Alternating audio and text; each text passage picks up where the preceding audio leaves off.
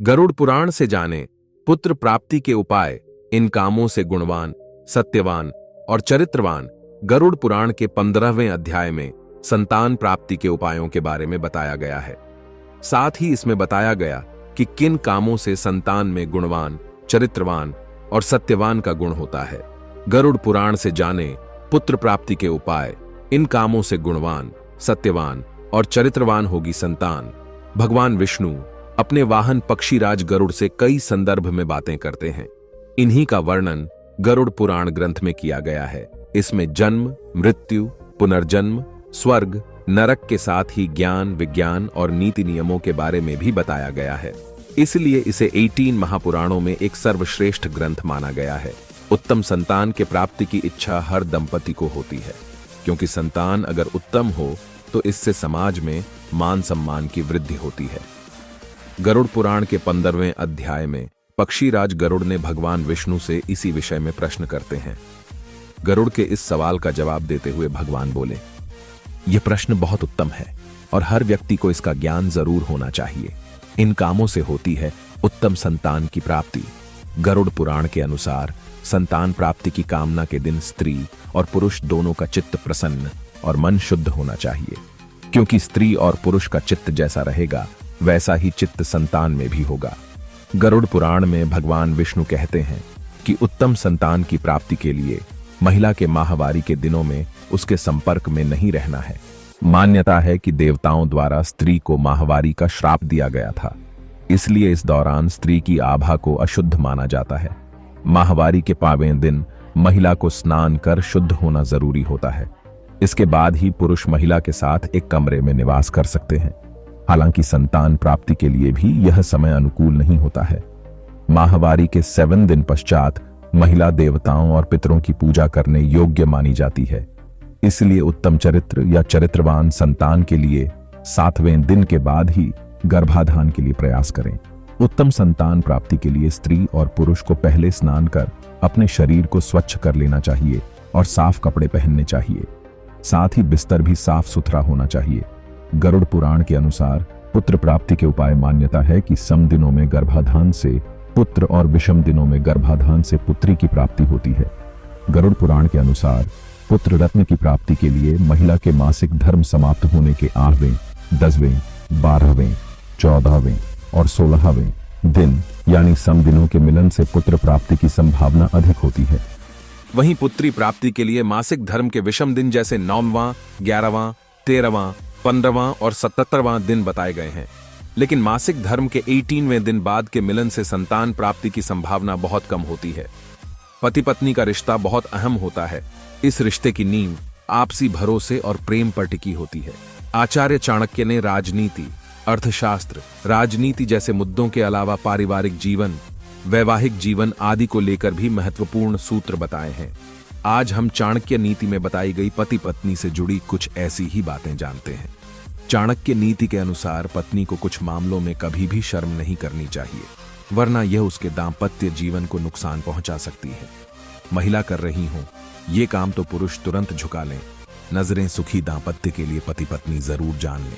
ये बातें आचार्य चाणक्य कहते हैं कि पति की जिम्मेदारी है कि वह अपनी पत्नी की हर जरूरत का और उसकी सुरक्षा का पूरा ध्यान दे, पत्नी के दर्द और भावनाओं को समझे। वहीं पत्नी के लिए जरूरी है कि वह हर अच्छे बुरे वक्त में पति का साथ दे।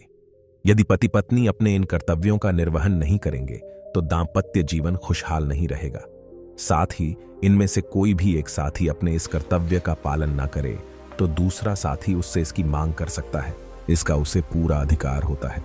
पत्नी का कर्तव्य है कि पति निराश है या परेशान है और वह पत्नी से प्रेम की सहारे की उम्मीद करे तो पत्नी को बेहिचक उसकी मांग पूरी करनी चाहिए। पत्नी को अपने पति पर बेहिचक प्यार लुटाना चाहिए। इस मामले में उसे कभी भी शर्म नहीं करना चाहिए, वरना पति बाहर प्रेम तलाशने लगेगा। ऐसा होना उनकी जमी जमाई गृहस्थी को बर्बाद कर सकता है। महिला कर रही हो ये काम तो पुरुष तुरंत झुका लें। नजरें वहीं पत्नी को यदि किसी चीज की जरूरत है तो उसे पति इसकी मांग जरूर करनी चाहिए। अपनी बुनियादी जरूरतों को पूरा करने के लिए पत्नी को पति से मांग करने में शर्म नहीं करनी चाहिए। प्रेम की चाहत को करें। पूरा पति और पत्नी के बीच प्रेम का बरकरार होना बहुत जरूरी है। कई बार ध्यान न देने पर रिश्तों में दरार आ जाती है। इस स्थिति में पत्नी को अपने पति पर ध्यान देने की जरूरत होती है। चाणक्य ने अपनी नीतियों में बताया है कि पति की सभी चीजों का ध्यान रखना पत्नी का कर्तव्य होता है। पति जब कभी भी उदास हो तो उसे तुरंत मनाना चाहिए। ऐसा नहीं करने पर रिश्ता खराब हो सकता है। इसलिए पति की उदासी का कारण पता करें और उसे हर हाल में दूर करने की कोशिश करें, वरना मन मन में ही काफी बातें रह जाती हैं और जो एक बड़े झगड़े का कारण बन जाती है। दान के बारे में न बताएं। वैसे तो दान करने का असली लाभ इसे गुप्त रखने पर ही मिलता है, लेकिन कई बार पतिदान की बात पत्नी को बता देते हैं, जिससे ना सिर्फ दान का महत्व खत्म हो जाता है, बल्कि झगड़े के दौरान पत्नियां दान में हुए खर्च की भी दुहाई देने लगती है। वीकनेस शेयर ना करें। चाणक्य नीति के अनुसार पतियों को भूलकर भी पत्नियों से अपनी कमजोरी साझा नहीं करनी चाहिए। ऐसा करने पर पत्नियां अक्सर अपनी बात मनवाने के लिए पतियों की कमजोरी का इस्तेमाल कर सकती हैं। I3-4 वीकनेस शेयर ना करें। चाणक्य नीति के अनुसार पतियों को भूलकर भी पत्नियों से अपनी कमजोरी साझा नहीं करनी चाहिए। ऐसा करने पर पत्नियां अक्सर अपनी बात मनवाने के लिए पतियों की कमजोरी का इस्तेमाल कर सकती हैं। पूरी इनकम बताने से बचें। कुछ पति अक्सर पत्नियों पर भरोसा करके उन्हें अपनी कमाई की सारी जानकारी दे देते हैं। हालांकि ऐसे में ज्यादातर पत्नियां अपने पति की इनकम को कंट्रोल करके पति को फिजूल खर्ची करने से रोकने का प्रयास करने लगती हैं। इसलिए पति को पत्नी से अपनी कमाई नहीं बतानी चाहिए। इस लेख में दी गई जानकारियां और सूचनाएं सामान्य मान्यताओं पर आधारित हैं। 18 इनकी पुष्टि नहीं करता है। इन पर अमल करने से पहले संबंधित विशेषज्ञ से संपर्क करें। 4 पूरी इनकम बताने से बचें। कुछ पति अक्सर पत्नियों पर भरोसा करके उन्हें अपनी कमाई की सारी जानकारी दे देते हैं। हालांकि ऐसे में ज्यादातर पत्नियां अपने पति की इनकम को कंट्रोल करके पति को फिजूल खर्ची करने से रोकने का प्रयास करने लगती हैं। इसलिए पति को पत्नी से अपनी कमाई नहीं बतानी चाहिए।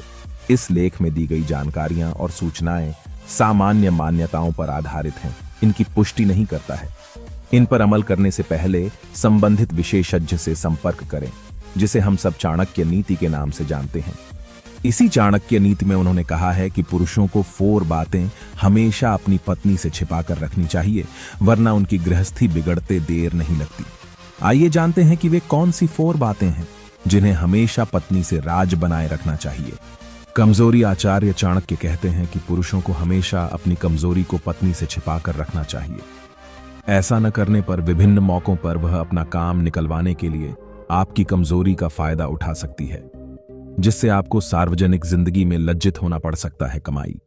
चाणक्य नीति के अनुसार पति को अपनी कमाई के बारे में पत्नी को पूरी तरह नहीं बताना चाहिए। इसकी वजह यह है कि पति की सही आमदनी के बारे में जानकर वह उस पर अपना समझ लेती हैं और उसे खर्च करने से रोकने लगती है, जिससे पति को एक एक पैसे के लिए भी तरसना पड़ जाता है। दान।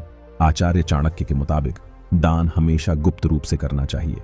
यहां तक कि अपनी पत्नी को भी नहीं बताना चाहिए कि आपने कहां पर कितना दान दिया है। अगर आप ऐसा नहीं करते हैं। युधिष्ठिर ने मारकाट से बचने के लिए धृतराष्ट्र की मानी। पांडु पुत्र होने के साथ योग्यता के बल पर युधिष्ठिर हस्तिनापुर के उत्तराधिकारी थे, लेकिन मारकाट से बचने के लिए उन्होंने राज्य को 2 भाग में बांट खांडव प्रदेश इंद्रप्रस्थ स्वीकार किया। जो अशोक महान कहते हैं, उन्हें पता होगा कलिंग के बाद जो अशोक ने निर्णय लिया वो युधिष्ठिर ने पहले ही ले लिया। द्रौपदी से विवाह। द्रौपदी से 5 भाइयों ने शादी की, जो कुंती का आदेश नहीं था बल्कि महादेव का वचन था, जिसे कृष्ण के बताए जाने पर युधिष्ठिर के कहने पर दूसरे भाइयों ने माना। बाकी युधिष्ठिर चाहते तो 5 भाई महादेव का वचन भंग भी कर सकते थे। वचन पर प्रकाश डालने के लिए दूसरे प्रश्न का सहारा ले। राजा और ज्येष्ठ पिता की आज्ञा। द्युतक्रीड़ा खेलना युधिष्ठिर का शौक था, मगर कपटी शकुनी के साथ द्युतक्रियां शौक से नहीं, ज्येष्ठ पिता और राजा के प्रतिनिधि के तौर से राजा बन बैठे धृतराष्ट्र के निमंत्रण पर बुलाए जाने और आदेश से खेला। पिता का आदेश सर्वोपरि मानकर, बिना तर्क वितर्क किए। खैर, सिर्फ उन्हें ही समझ में आएगा जो पिता के साथ रहते हैं, उन्हें नहीं जिनके साथ पिता रहते हैं। द्रौपदी को द्युतक्रीड़ा में हारना। युधिष्ठिर अपना सब कुछ हारने के बाद भाइयों समेत खुद को द्युतक्रीड़ा में हार गए। ऐसे में द्रौपदी को हारने का प्रश्न नहीं उठता। हारा हुआ व्यक्ति और दांव नहीं खेल सकता था, लेकिन उन्होंने यह दांव इसलिए खेला कि सभा में मौजूद किसी व्यक्ति ने इसे गलत नहीं बताया। मतलब सबका आदेश यही था। वनवास स्वयं और भाइयों को जुए में हारने के बाद पश्चाताप के लिए वनवास जाना स्वीकार किया अन्यथा श्री कृष्ण का आह्वान कर युद्ध भी किया जा सकता था। दुर्योधन को छुड़ाना। पांडवों के वनवास के समय एक बार दुर्योधन को गंधर्वों ने बंदी बना लिया। युधिष्ठिर के कहने पर पांडवों ने पराक्रम दिखाकर दुर्योधन को गंधर्वों की कैद से छुड़ा लिया। युधिष्ठिर अगर चाहते तो दुर्योधन को नहीं छुड़ाते, किंतु उन्हें उस क्षेत्र के युवराज की रक्षा करने का निर्णय लिया जिस राज्य में उन्हें आश्रय मिला हुआ था, और दूसरा दुर्योधन उनका भाई था। अगर दुर्योधन को नहीं छुड़ाया होता तो युद्ध की आवश्यकता ही नहीं थी। जयद्रथ को जीवन दान। जयद्रथ सिंधु प्रदेश का राजा और कौरवों की एकमात्र बहन दुशाला का पति था। एक बार जयद्रथ ने द्रौपदी का हरण कर लिया था। पांडवों ने पीछा कर उसके भाई को मार दिया और जयद्रथ को बंदी बनाकर युधिष्ठिर के समक्ष दंड हेतु पेश किया। युधिष्ठिर ने जयद्रथ को इस कृत्य के लिए धिक्कारते हुए कहा, दुष्ट जयद्रथ, हम चाहें तो अभी तेरा वध कर सकते हैं, किंतु बहन दुशाला के वैधव्य को ध्यान में रखकर हम ऐसा नहीं करेंगे। जयद्रथ के मन में भले कितना भी बैर रहा, किंतु युधिष्ठिर ने अपनी बहन के सुहाग को जीवन दान दे दिया। संधि प्रस्ताव। विराट युद्ध के उपरांत भी युधिष्ठिर संधि प्रस्ताव के लिए सहमत थे, जबकि वो जानते थे कृष्ण और अर्जुन के होते उनकी हार संभव नहीं है, किंतु इससे पृथ्वी पर मार काट से बचा जा सकता है। क्यों हुआ महाभारत? दुर्योधन कपटी स्वभाव के अतिरिक्त लंपट भी था। उसी के कारण गंधर्व कन्या के साथ छेड़छाड़ की। उसे सजा देना आवश्यक था, अन्यथा महिलाओं की इज्जत रखना संभव नहीं हो पाता। दुर्योधन पांडवों के वध के लिए राक्षसों की सहायता लेना चाहता था। उससे धरती पर पुनः राक्षसों का कब्जा संभव था, क्योंकि उसकी सहायता के लिए अनेक दानव पृथ्वी पर आ चुके हैं।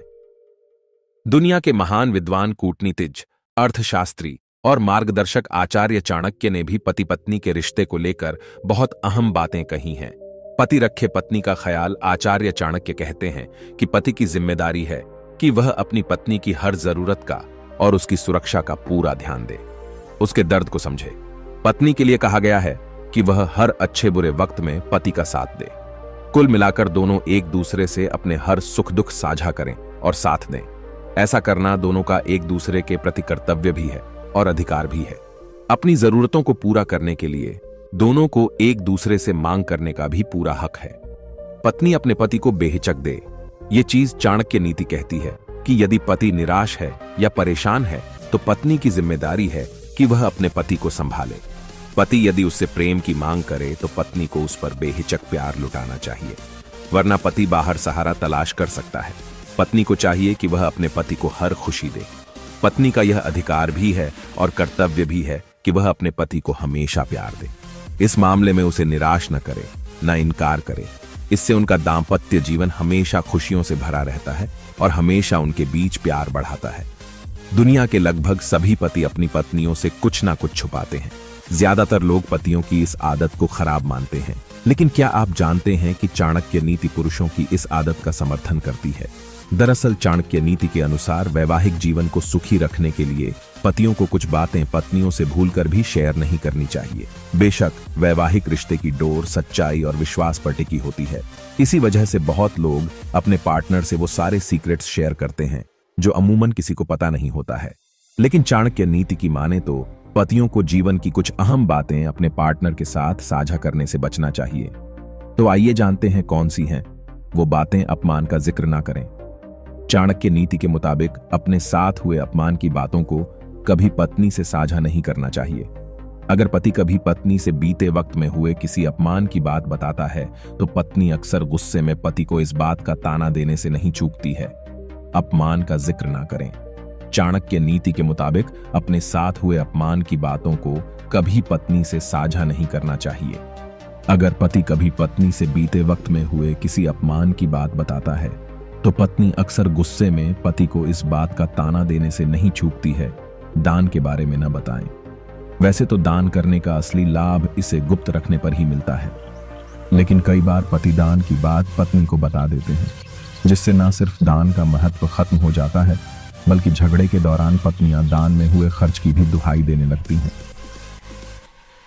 दुनिया के महान विद्वान, कूटनीतिज्ञ, अर्थशास्त्री और मार्गदर्शक आचार्य चाणक्य ने भी पति पत्नी के रिश्ते को लेकर बहुत अहम बातें कही हैं। पति रखे पत्नी का ख्याल आचार्य चाणक्य कहते हैं कि पति की जिम्मेदारी है कि वह अपनी पत्नी की हर जरूरत का और उसकी सुरक्षा का पूरा ध्यान दे। उसके दर्द को समझे। पत्नी के लिए कहा गया है कि वह हर अच्छे बुरे वक्त में पति का साथ दे। कुल मिलाकर दोनों एक दूसरे से अपने हर सुख दुख साझा करें और साथ दें।